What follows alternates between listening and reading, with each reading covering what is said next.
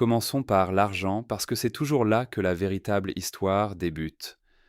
Avant même le premier coup de sifflet, avant qu'un seul ballon ne soit touché, l'architecture financière de la Coupe du Monde 2026 était déjà verrouillée, non pas par une cabale obscure travaillant dans des sous-sols, mais au grand jour, légalement, et avec la bénédiction totale des hommes qui suivent le football mondial. Quand on comprend ce qui a été négocié derrière des portes closes, ce qui a été signé dans le silence de la nuit et ce que la presse française a fini par traîner sous la lumière, on commence à comprendre pourquoi ce tournoi ne ressemble à aucune Coupe du Monde organisée avant lui. Les chiffres, à eux seuls, donnent le vertige. La FIFA a projeté des recettes proches de 9 milliards de dollars pour ce seul événement. Pour mesurer ce que cela représente, les Jeux olympiques de Paris, en 2024, ont généré environ 4 milliards et demi de dollars. La FIFA va faire plus du double. Le détail raconte sa propre histoire. Près de 4 milliards issus des droits de diffusion, 3 milliards de la billetterie et de l'hospitalité et presque 2 milliards des accords de sponsoring.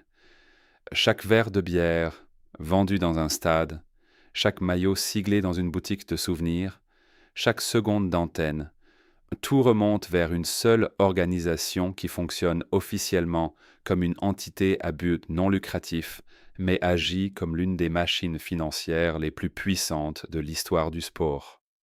Les recettes de la FIFA sur l'ensemble du cycle de 4 ans, de 2023 à 2026, devraient atteindre 13 milliards de dollars, soit une hausse de 73% par rapport au cycle précédent. D'où vient cette machine? Comment est-elle devenue aussi immense? Et quel rapport un contrat gouvernemental de 93 pages signé au Mexique peut-il avoir avec la manière dont le sport le plus populaire du monde s'est retrouvé précisément ici, sur le sol américain, à l'été 2026? Pour répondre à ces questions, il faut revenir en arrière, très loin en arrière. 2 décembre 2010, Zurich, Suisse. Le président de la FIFA, Sepp Blatter, s'avance vers un micro et annonce, d'une voix nettement crispée, que le Qatar a obtenu le droit d'organiser la Coupe du Monde 2022, 14 voix contre 8 face aux États-Unis. Pour la délégation américaine assise dans cet auditorium, ce fut plus qu'une défaite, ce fut une trahison. Les Américains avaient présenté ce qu'ils considéraient comme le dossier techniquement le plus solide de la compétition. De meilleurs aéroports, de meilleurs stades, de meilleurs réseaux de transport, rien de tout cela n'a compté.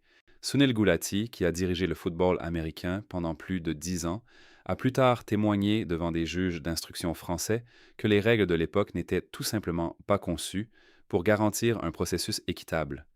Ce qui comptait, d'après ce qui a fini par émerger dans les documents judiciaires et les enquêtes journalistiques, relevait de quelque chose de beaucoup moins transparent. Blatter, lui-même aujourd'hui âgé de 90 ans et observant de l'extérieur le tournoi 2026, a déclaré sans détour dans de récentes interviews que le Qatar avait acheté les voix. Le gouvernement qatari a répondu en rappelant que le propre mandat de Blatter s'était terminé dans la disgrâce après de graves accusations de corruption et que sa tentative de rester pertinent à l'approche d'une nouvelle Coupe du Monde méritait d'être prise avec beaucoup plus qu'une simple réserve. La justice française mène sa propre enquête sur les circonstances de ce vote, notamment autour d'un déjeuner devenu tristement célèbre au Palais de l'Élysée, quelques semaines avant la décision, où le président français Nicolas Sarkozy, le président de l'UEFA Michel Platini et l'émir du Qatar auraient partagé un repas qui a changé le cours de l'histoire du football. Platini a ensuite reconnu devant les enquêteurs français qu'il avait d'abord prévu de voter pour les États-Unis avant de soutenir finalement le Qatar, et a admis que toute cette affaire relevait, selon ses propres mots, d'un monde de menteurs. Pour les États-Unis, la leçon du Qatar fut brutalement simple. Plus jamais ça. C'est ainsi qu'a commencé un processus méthodique étalé sur 10 ans, destiné à garantir que la Coupe du Monde 2026 reviendrait à l'Amérique du Nord.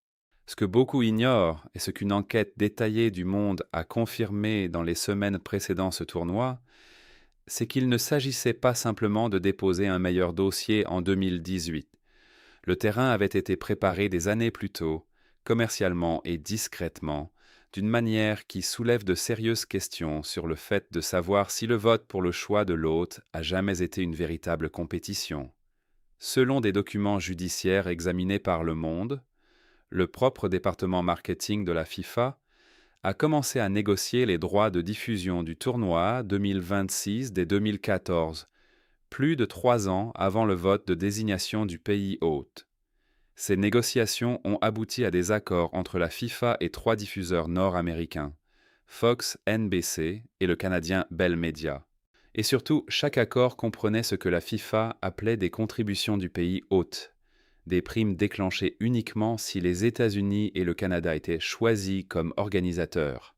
Fox devait se verser 182 millions de dollars dans ce cadre.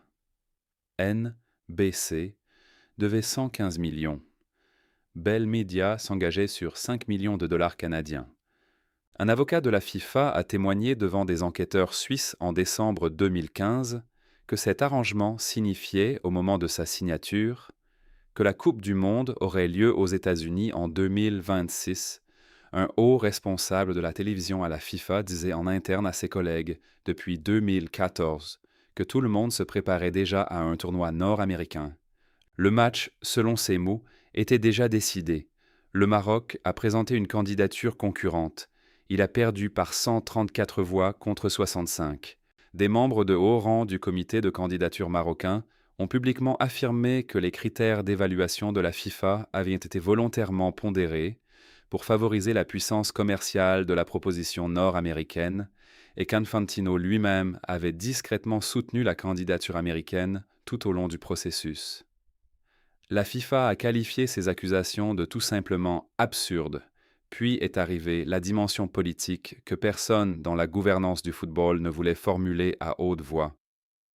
Le 27 avril 2018, à moins de 2 mois du vote officiel à Moscou, le président Trump a publié un avertissement sur les réseaux sociaux.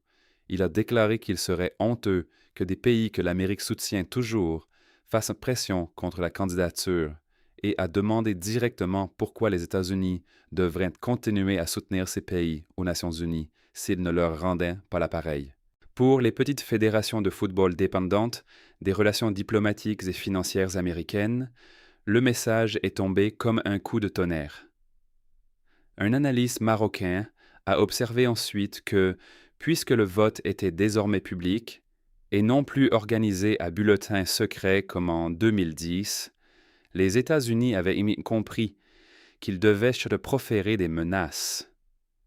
La FIFA n'a rien dit. Infantino a souri et affirmé qu'il n'était pas inquiet d'une quelconque ingérence politique. Ce sourire est désormais indissociable de l'histoire de ce tournoi.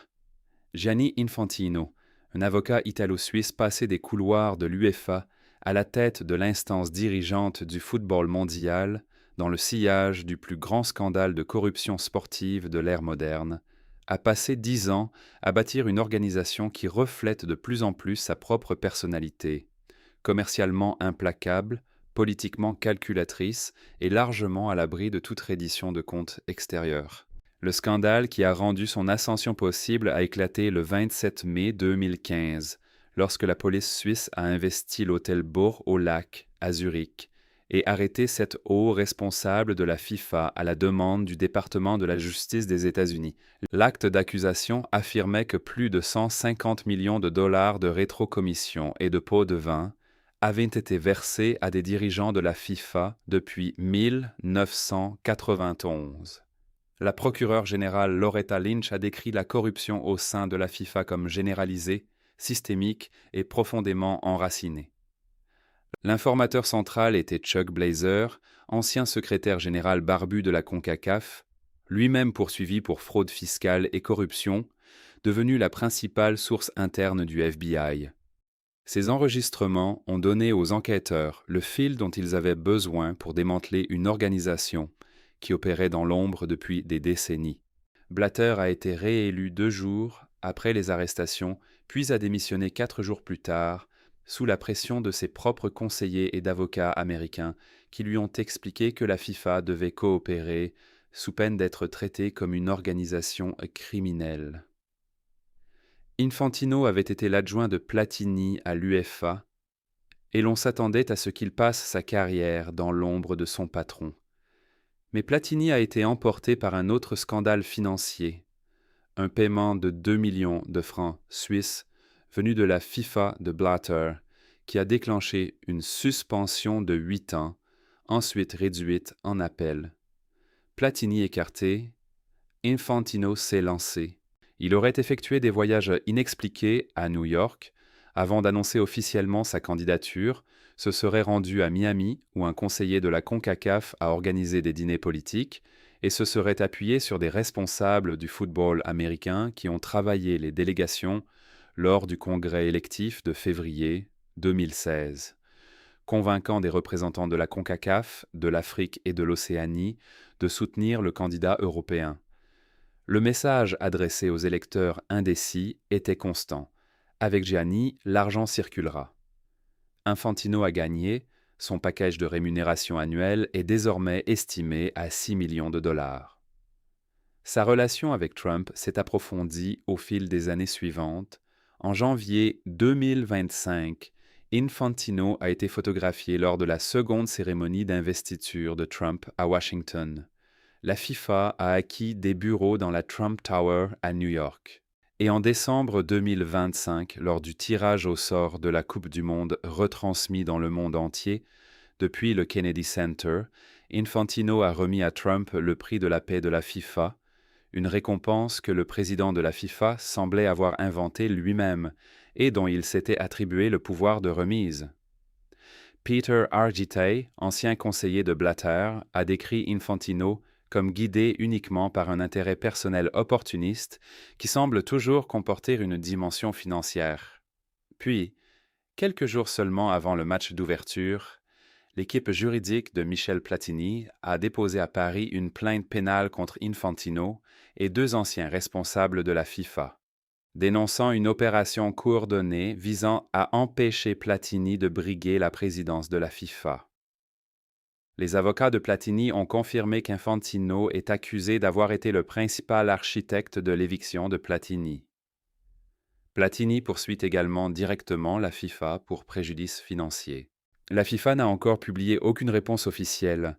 Parlons maintenant de ce que coûte réellement cette machine et de ceux qui finissent par payer.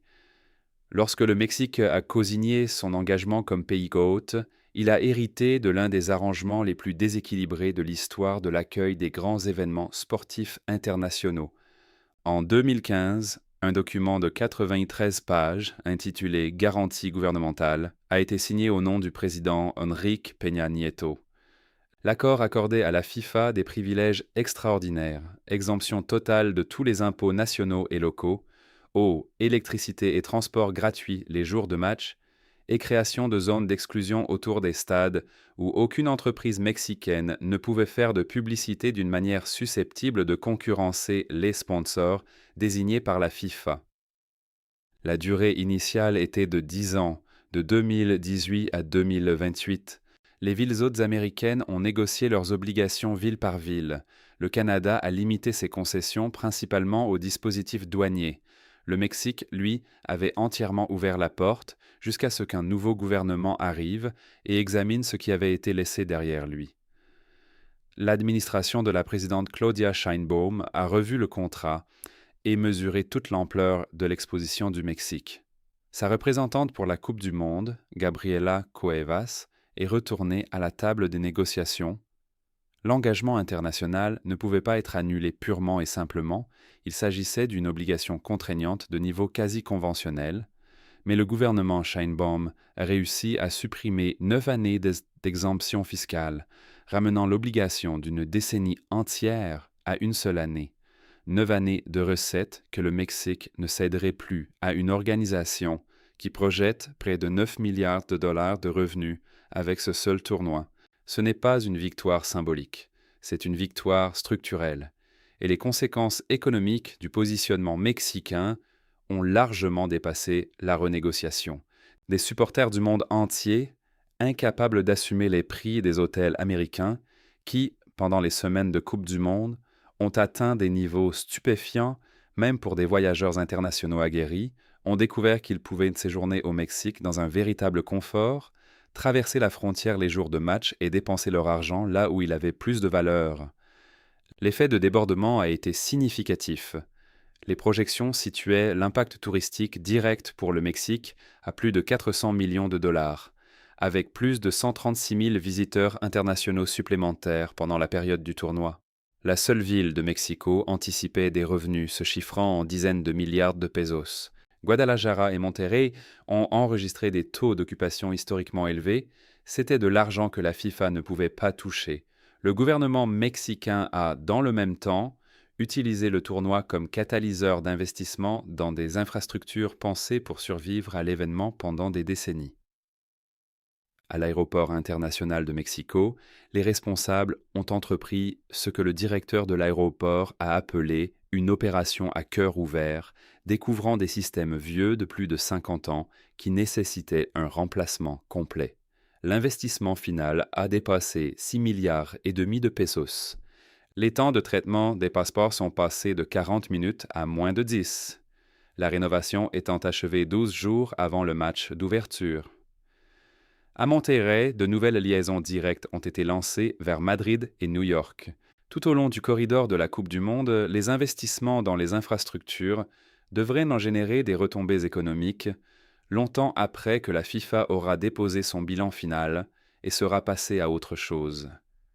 Puis la presse européenne est arrivée, et le récit officiel de ce tournoi a commencé à se fissurer.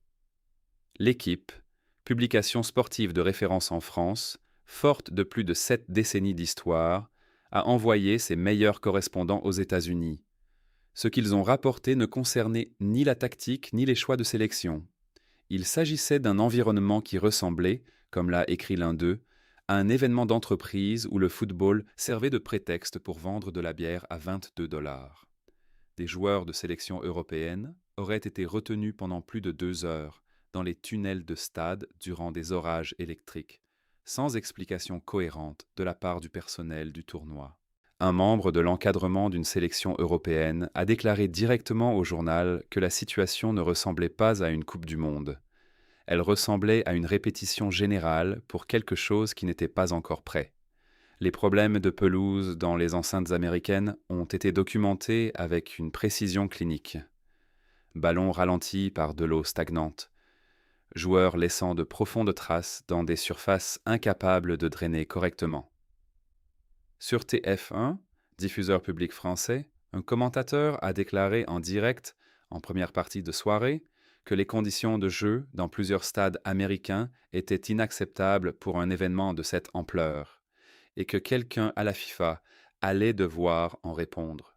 Des supporters français, qui avaient économisé pendant des années pour assister au tournoi, ont rapporté avoir attendu 4 heures sous une chaleur brutale, face à un personnel qui ne leur apportait aucune aide réelle.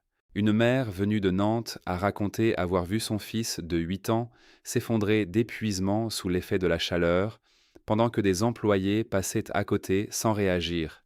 L'indifférence institutionnelle, a écrit un journaliste, ne ressemblait pas seulement à une mauvaise organisation, elle frôlait le mépris. Puis ces mêmes journalistes ont traversé la frontière vers le Mexique. Le contraste a été si immédiat et si total que plusieurs ont écrit qu'ils n'avaient pas eu l'impression de voyager géographiquement, mais de changer d'état mental. Un correspondant de l'équipe Ford de plus de 20 ans d'expérience professionnelle a décrit son arrivée sur la pelouse du stade Azteca pendant les échauffements. Il a tourné sur lui-même à 360 degrés et s'est retrouvé entouré de 87 000 voix faisant vibrer le béton sous ses pieds. Il a parlé de l'un des moments professionnels les plus extraordinaires de sa vie. L'Azteca, qui a accueilli des finales de Coupe du Monde en 1970 et 1986, n'est pas simplement un stade. Les mesures acoustiques réalisées lors de matchs dans cette enceinte ont enregistré les niveaux les plus élevés de tout le tournoi. À Guadalajara, un journaliste de l'équipe qui a mangé au Mercado San Juan de Dios a écrit que le Mexique venait de confirmer quelque chose que l'Europe oublie peu à peu. Le football n'est pas un divertissement de masse, conçu pour générer des revenus de droits télévisés, mais une culture populaire vivante, respirante, qu'aucun conseil d'administration ne peut fabriquer. À Monterrey, le stade BBVA, avec son architecture moderne et les montagnes de la Sierra Madre en toile de fond, a laissé même les correspondants européens les plus sceptiques chercher leurs mots. L'un des critiques les plus sévères du groupe a écrit que c'était ce que le football européen rêve de construire, le jour où il acceptera enfin que le spectacle lui-même doit être la raison d'être de l'événement, et non son sous-produit commercial. Puis est venu l'article, qui aurait circulé discrètement dans les médias footballistiques européens avant publication, tant il s'attaquait frontalement à la direction de la FIFA. Le correspondant principal de l'équipe a écrit à propos de l'Azteca. Ce stade n'accueille pas un match de football. Ce stade célèbre une religion. Ceux d'entre nous qui ont eu la chance d'en être témoins de l'intérieur comprennent pourquoi le football latino-américain demeure le véritable cœur de ce sport, quel que soit le volume d'argent déployé pendant combien de décennies pour tenter de déplacer ce cœur vers un endroit plus commode commercialement. Il est allé plus loin. L'élément le plus troublant dans tout le contraste entre l'expérience américaine et l'expérience mexicaine de cette Coupe du Monde, écrivait-il, n'était pas que le Mexique se montre supérieur en matière d'ambiance, de culture ou de qualité vécue de l'expérience footballistique. L'élément réellement troublant était celui-ci. La FIFA savait. Les dirigeants au sommet de l'organisation comprenaient exactement ce qui allait se produire avant même la mise en vente du premier billet. Ils ont pourtant choisi de construire le tournoi autour de la machinerie commerciale du Nord. Ils ont choisi de ne rien dire publiquement, jusqu'à ce que la presse française arrive, observe la situation de ses propres yeux et démonte toute la façade en temps réel devant une audience mondiale. Ce qui donne tout son poids à cette analyse, c'est le contexte institutionnel plus large.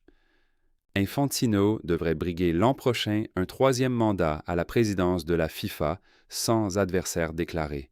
Le système de gouvernance qu'il a construit, distribuer des fonds de développement à des associations nationales qui disposent chacune d'une voix présidentielle, qu'elles représentent 1 milliard de personnes ou une île de 40 000 habitants, rend toute contestation sérieuse depuis l'intérieur du système presque structurellement impossible. Miguel Poyares Maduro, le juriste portugais nommé pour diriger le comité indépendant de gouvernance de la FIFA après le scandale de 2015, a été écarté moins de 2 ans plus tard. Il a depuis décrit la FIFA comme fonctionnant en pratique comme un cartel politique, avec un pouvoir concentré entre les mains d'un seul individu qui détermine en dernier ressort qui agit à chaque niveau du football. Le journaliste français Simon Bollet, dont le livre consacré à ce qu'il appelle le système Infantino est paru juste avant ce tournoi, a écrit que le premier critère de cette organisation est l'argent et que son président ne prend même plus la peine de le cacher.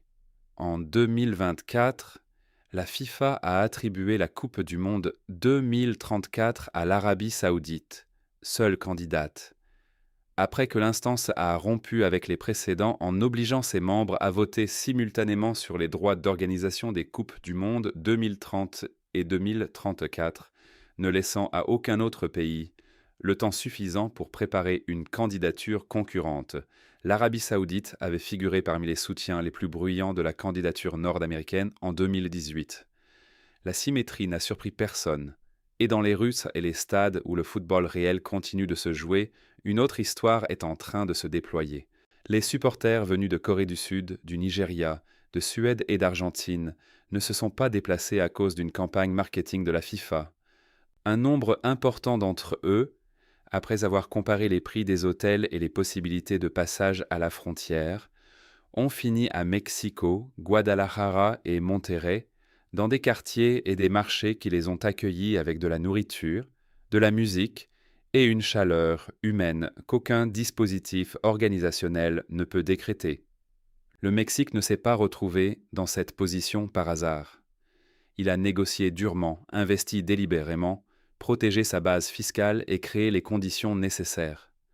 Ce faisant, Il a transformé l'architecture financière d'un tournoi entièrement conçu autour de la puissance commerciale américaine en un argument vivant pour quelque chose que l'argent n'a pas encore réussi à posséder ni à contrôler totalement. La FIFA encaissera les revenus télévisés et à ce fois les chèques seront honorés.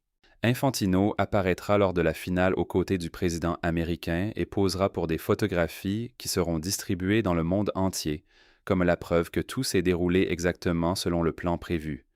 Mais le tournoi lui-même, l'expérience humaine réelle de la Coupe du Monde 2026, celle que les gens garderont en mémoire pour le reste de leur vie et raconteront à leurs petits-enfants, s'est déroulé dans un endroit qu'aucun comité de gouvernance, aucune zone d'exclusion et aucune garantie de pays hôte n'avaient jamais été conçus pour contenir. Dans un lieu où le béton tremble non pas à cause des systèmes sonores et de la pyrotechnie, mais parce que 87 000 personnes ont décidé toutes ensemble qu'elles ne pouvaient tout simplement plus se retenir. Cela n'a jamais figuré dans aucun bilan comptable, et aucune organisation sur Terre n'a encore trouvé comment lui donner un prix.